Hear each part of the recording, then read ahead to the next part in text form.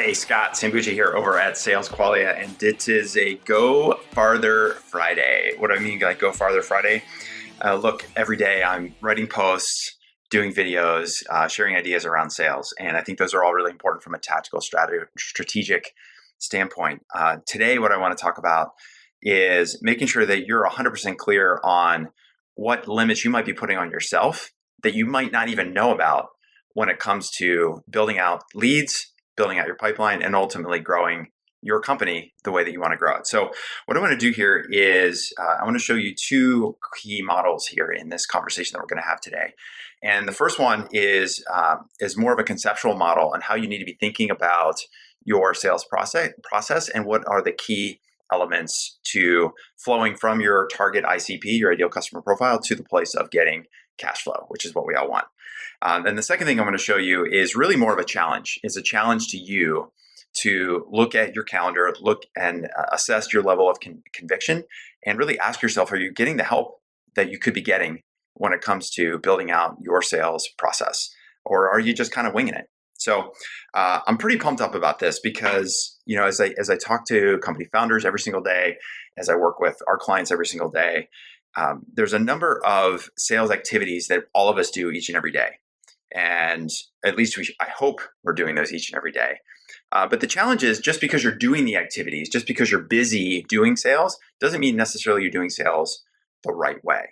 And so what I want to do here is build out this first model for you. And I want you to think of it as a really simple function, right? When you look at sales, like we can treat sales as a really simple function. Sales or growth is really just a function, and the math people out there are going to like this. It's a function of contacts that you're making, who you're contacting, when you're contacting them, what messages you're sharing with them, where you're contacting them. It's a function of context. It's a function of conversations. What kind of engagement are you getting when you're sending out those messages? What kind of engagement are you getting in order to identify problems, in order to qualify those leads? And thirdly, it's a function of conversions. How are we converting those deals in our pipeline when we know we have a problem that we can solve? And so when you think about the model from a shape standpoint, I like to think of it almost like a flow chart, where if we think about these three parts, so you can draw along with me and have three triangles that sort of overlap with each other. You know, 1, 2, 3 triangles. And where we start with every sale and every sales process is over here on the left. We want to start with our ICP. What's our ideal customer profile? Who are we targeting and why are we targeting them? So number one, if you're not 100% clear on who your ICP is, or at least if you don't at least have a hypothesis on who your ICP is, then you've got to stop right now, because if you don't have an ICP in mind, then what's going to end up happening is you're going to end up doing the spray and pray and the batch and blast. And ultimately, those customers that you do get are going to end up dictating the direction that you go with your company, as opposed to you dictating the direction you go based on the impact that you want to make. So we start with an ICP, and what we intend to get through this flowchart at the end, of course, is revenue or growth or customers, right? And so if we think about these three variables, if you will, in the model here: contacts, conversations, and conversions, right? So number one is contacts. Number two is conversations. And number three is conversions. It's like the 3-step process. And number one, the two things that you've really got to focus in on when it comes to the contacts that you're making, the number of people that you are sending your messages out to, whether it's outbound, the people that you're contacting here on LinkedIn or on other mediums, is making sure that number one, what is the message that you're sending, right? Is the message useful? Is it valuable? Is it clear? Is there a value proposition? Is there a reason that ICP, that person that you're contacting via email or phone or LinkedIn message or whatever other way that you're contacting people, is the message clear for that person? Do they know, hey, this is why I'm getting this message in the first place? And number two, you need to think about what are the mediums that you're using. And notice the plural here, mediums, that you're using to make those contacts, to do that outreach, right? We know it's not enough to just send emails. We know it's not enough just to make phone calls. We know it's not enough just to send LinkedIn messages. right? It's a number of mediums that you've got to put into your sequence when you're going out and making those contacts to make sure that you've got a full and complete opportunity for your contacts to reply back to you. Because what we're trying to do here ultimately with the right message across multiple mediums, when you have the right contacts and you're doing this the right way with the number of messages, the right people, and focusing on the right message, what you get is this overlap between contacts and conversation in this box. And what you're looking for initially is what I think of as cooperation or engagement, right? All we're trying to do with those initial messages out to those contacts is to create a conversation. We're looking for some level of engagement. We're looking for some level of cooperation. Do they want to engage with us, right? Because that conversation is what's going to allow us as sellers to do two key things that we need to do with these conversations. Number one is we need to do problem identification. Does this person that I've contacted even have the problem that we solve? If they have the problem, how much of a priority is it for them? What's that problem potentially costing them if they don't solve it, right? And the second thing we need to do in those conversations is a level of qualification. And you've heard me, if you watch any of my other videos, you've heard me talk about the importance of lead qualification and how lead qualification in itself is one of the 9 sales accelerators, right? So you've got to, in those conversations, before you worry about conversions, right? You've got to make sure you've got really clear problem identification and that you have qualified that lead. You've qualified that opportunity. And if we've done that right, then that second overlap here between conversations and conversions are dependent on 2 main things. It's really simple. Number one is value creation. Is there an ROI? What would be the return on investment if your customer ended up taking action with you so that you're not a cost? They're not searching for budget. They look at what you do and say, hey, we have this problem. Yes, we match. Our situation matches the kind of problems that you solve every day. And if we make this purchase and do this, move this thing forward, then we're going to get return on investment because our problem is going to be solved. And the second piece that we need to think about and focus on in those conversions is implementation. Showing our target customers how we are going to help them get the results that we're promising to them. So number one is showing them what the ROI would be if and when we solve that problem. And number two, showing them how we're going to make sure that we fulfill on our end of the promise and show them how they're going to get the return on investment that they want. So if we do this the right way, right, that's how you get from your target market, your ideal customer profile, through to cash flow, through to revenue, right? So here's the problem. And this is where I have to kind of put my coach hat on a little bit here. And this is the part where, maybe you're not going to want to hear this. And maybe this is going to hit home a little bit too close to home. Because what ends up happening too often is that when we think about many times when I look at the sales strategies, the outbound strategies, the outreach strategies that companies are using every single day in their sales process, they're not looking at the ICP. They're not looking at that target customer. They're not looking at the contacts with a really clear message. And they're not thinking about what are the right mediums by which they should be contacting those targets. And so what ends up happening, instead of having a really clear message across the right mediums, what they end up doing is what we all know as batch and blast, right? You probably heard some version of this before, batch and blast. I got a bunch of contacts that I've purchased a list, scraped a list, paid a virtual assistant to go and get for me.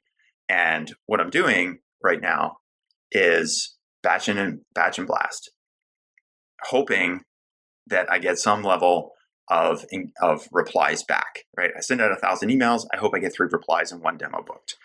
And that brings me to the second part. This is the second mistake that I see a lot of people do in their sales process, is that instead of focusing on conversations, what they're focusing on is the old book a demo, right?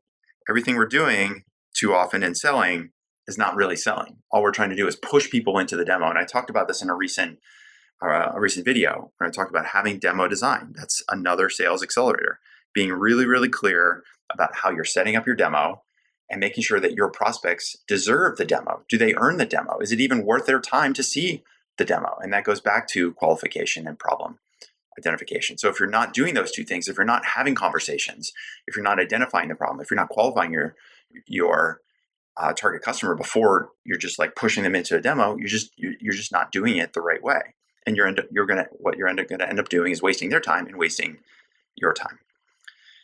And then the third mistake I end up seeing on the third piece here on conversions is what I call the 3 Ps, right? So number one, we're sharing pricing really quick, early in the sale. Somebody asks how much is it, we tell them how much it is. And when we share that price, there's no concept for that customer around value creation. There's no concept around risk mitigation or implementation. So we go ahead and we share that pricing. We go ahead and ship over the proposal because they asked for it. Hey, can you send me a proposal? We send the proposal and we wait for them to get back to us. And you know when they get back to us? On the 19th. The 19th of never. That's when they get back to you on the proposal. And that's the third P, is a prayer. When it comes to conversions, we're going to share the price, send a proposal, and then just pray that they accept, that they want to go forward.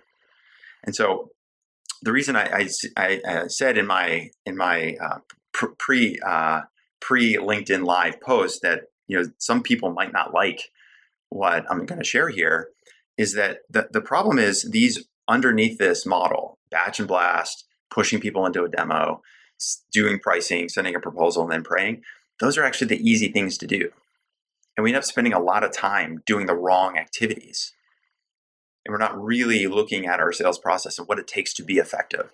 And it's hard, right? It's easy to sit down and type up a 5 email sequence and then, plug that into whatever tool you're using to send out your outbound emails and click send, and then go back to working on product, or then go back to worrying about engineering stuff, and then go back to other stuff and work on marketing stuff as opposed to sales stuff, right? So we fool ourselves into thinking like, well, this is how you do outbound. And that's the easy way to do it. And that's the efficient way to do it. And that's the easy way to scale it, right? Is the old batch and blast. But if instead, if I were to say to you, look, instead of doing the standard 5 email sequence that everyone's using and setting that up in automation, if I said to you instead, look, we're going to sit down for a couple of hours and just work on your message. We're going to work on email number 1. And we're going to do the research and really understand where your prospects are spending their time. What are the right mediums? And how do we interweave an email with a phone call, with a LinkedIn connection request, with an invitation to a webinar where they can come join us and learn more about the problem that we solve? That's really hard, right? It's really hard. And the same with conversations, right? It's easy to just send 1,000 emails, push people into a demo, say to ourselves, great, we send 1,000 emails, we've got 3 demos booked. Great job, me, right? It takes time. It takes effort. It takes focus. It takes a sense of control to say to yourself and say to the prospect, hey, before we get onto a demo, maybe we can understand more about your problem. Maybe we can understand more about your situation. What's the history of this problem? What other solutions have you tried? What's it going to cost you if you don't act on this problem? Those things take time, right? And on conversions, the same thing. Do the demo, great, batch and blast, book the demo. After the demo, people say, send the proposal. Great, here's the pricing, here's the proposal, let me just pray. I've done sales. That's not sales, right? Real selling to the enterprise requires you to sit down and do that ROI assessment, to show value creation, to get really, really clear with your prospect as to what the implementation is going to look like, to build out that plan of action for the first day and the first week and the first month and the first quarter. Those things take time, right? And so that's my challenge to you. If you think about how you're doing sales right now, and this is not everyone, but I know it's a lot of people out there, there's basically 3 things that you need to look at to assess whether or not you're really willing to do sales the right way, right? 3 things underneath this. So number 1 is you've got to look at your calendar, right? There's this old saying, show me your calendar and I'll show you your cash flow, right? And what I mean by that, if you're doing the batch and blast and pushing people into a demo and then sending out some proposals and then hoping that's going to lead to sales, what you're really telling yourself is, I hope that we'll get some sales someday. Someday we'll grow. You don't have a really clear plan. Instead, what you've got to do is make sales an everyday activity. This is an everyday activity. It's not something you do, send out a bunch of emails on Monday, book some demos for Wednesday, send out proposals on Friday. That's not what we're talking about here. What we're talking about in terms of your calendar, when you look at your calendar, are you really spending the time to craft those emails? Are you really spending the time with your prospects to understand their problem, to have 2 and 3 and 4 conversations with the different buyer types that you're going to have to engage with, right? Because you have to go from that initial engagement to a place of cooperation with them and collaboration. Because if you don't get the collaboration, then it's going to be really, really hard for you and for them to justify that expense. So that's number one places you can look is your calendar. The number two thing the second place you can look is at your conviction. And this is something, it's almost like your personal culture around sales. Because if you don't have really clear conviction about doing sales and making sales the number one priority for doing the outreach, not because I got to get sales, but because you want to go out and share the message. Like you started your company, you're selling what you sell because you want to go out and solve problems. And if you don't have conviction around that, if you don't look at a set of target customers that you could help, and you don't take the action to do the right messaging, to do the outreach to them, to let them know that you exist, that you might be able to help them. If you don't have that conviction, what you're really subscribing to is a strategy of hope. Right? I hope that we sell more stuff. I hope people learn about us. I hope people will book in a demo. Right? Instead, if you have the right conviction, and you know this because of the way you started your company. When you started your company, you had this level of conviction around building the product, solving the problem, serving the customers that you want to serve. Sales is no different, right? But you've got to have conviction around doing sales every day. And when you have conviction, what you become is unstoppable, right? Think about any time you've had conviction about something you really wanted to do, an outcome that you really wanted to get to. Chances are you had this feeling of conviction which made you unstoppable no matter what barriers came up, no matter what problems got thrown in your way, what challenges, whatever obstacles got in your way or slowed you down or potentially was going to stop you. You said, no, I'm going to be unstoppable on this because you had conviction. And the third place where I would challenge almost everyone out there is, are you getting into the classroom? Are you getting coaching? Do you have people around you that are helping you do a better job on your messaging, do a better job on your sales system, do a better job on converting your clients? Because yes, it's easy to go onto LinkedIn and read some articles. It's easy to go ahead and crack open a book. But this is related to both calendar and conviction, right? In your calendar every week, are you sitting down and blocking out time to get better? Are you making time for your team to get better?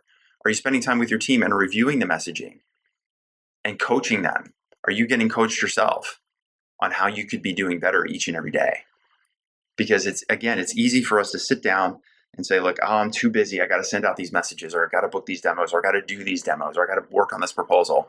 But I know I'm not doing as good as I could be doing, but this is like good enough for now.